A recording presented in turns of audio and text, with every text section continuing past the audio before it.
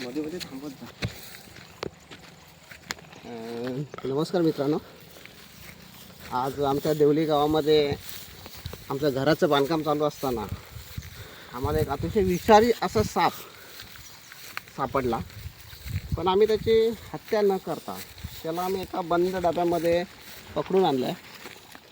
हे बघा, दाखवतो मी तुम्हाला.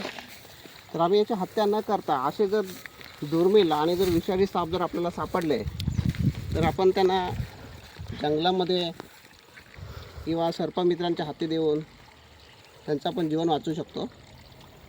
तर आज आम्ही त्याला इतक्या जंगलामध्ये जिथं वस्ती नाही अशा ठिकाणी, जिथं त्याला पाण्याची व्यवस्था होईल अशा ठिकाणी त्याला आपण रिलीज करत आहोत. माझं सांगणं एवढंच आहे की ह्या जाती जर समजा आपण मारल्या किंवा त्याची हत्या केली तर हे दुर्मिळ होऊन आपल्या लहान मुलांना, पुढच्या भावी पिढीला समजणार नाही. तर याचं नाव आहे घोणस.